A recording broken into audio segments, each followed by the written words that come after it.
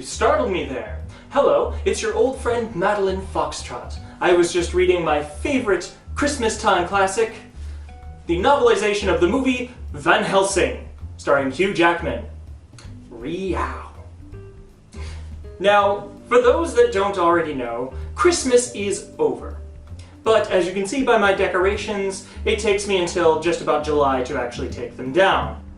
So please bear with me on this post-Yuletime cheer that we're having. Now for those that aren't in the know, every Christmas, Doctor Who comes out with a very special Christmas special.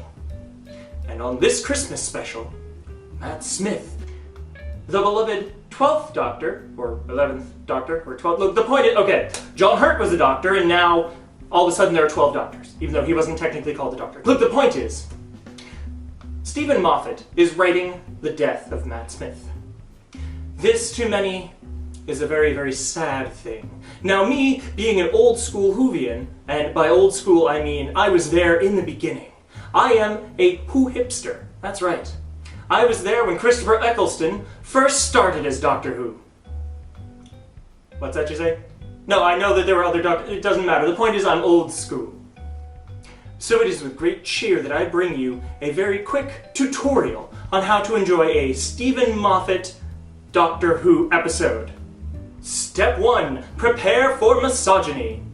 Now this one wasn't laced with it like many of the other Moffat episodes. No, no, no. This one just had that one line where the Doctor said something about don't ask a nun to do what a doctor can do. Never trust a nun to do a doctor's work. It was pretty misogynistic, but not nearly as bad as some of the other stuff that he's done.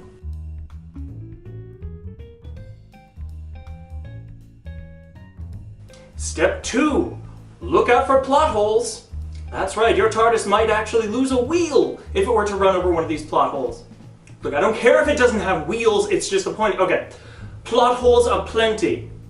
Specifically, if you were to look at that moment where the Doctor had to give up the TARDIS key. Oh no, he gave up the TARDIS key, but then he suddenly had one in his wig that they just didn't notice. Ha ha ha, he pulled one over on them.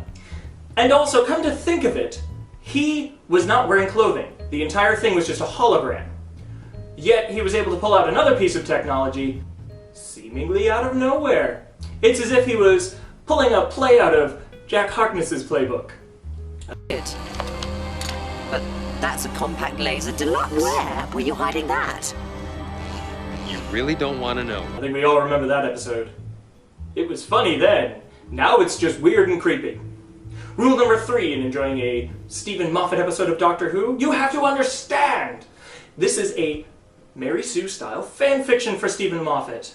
Every character is Steven Moffat. The Doctor, Amy Pond, Rory Pond, that new one that becomes a Dalek, I don't remember her name, who cares, it's Steven Moffat. Not to mention that every single character will get a big monologue where they just talk and talk and talk about how great the Doctor is. Don't you just love the Doctor? If you don't love the Doctor, who are you? You have to understand, Steven Moffat is prone to moffsturbation. And the final way to enjoy Doctor Who as written by Steven Moffat, understand. You're going to hear Doctor Who over and over and over and over again. I don't mean just him talking, no, no, no. I mean, there's going to be a moment where dramatic music will swell and they'll zoom in on a character as they say, Doctor Who, Doctor Who. Doctor Who, Doctor Who, Doctor Who, Doctor Who, Doctor Who, Doctor Who.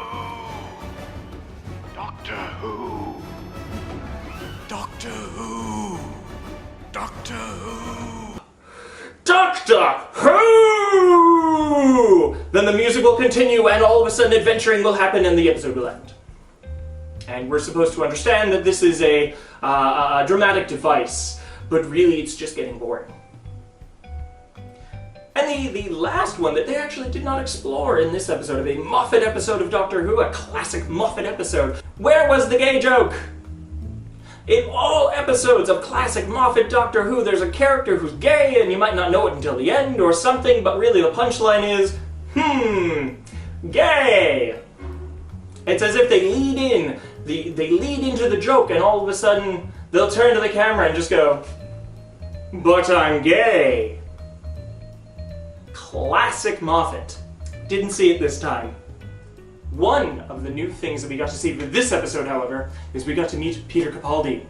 As you may remember, I pointed out that he was a WHO doctor, or a WHO doctor, in the movie World War Z, so we should have seen this coming. Now, we got to see Matt Smith naked. Why didn't we get to see Peter Capaldi naked? I don't think we're really going to know what kind of a doctor he's going to be until we see him completely naked. So, my urge to you, Steven Moffat, please, please, please show us naked Peter Capaldi. Have a lovely day, and a lovely tea.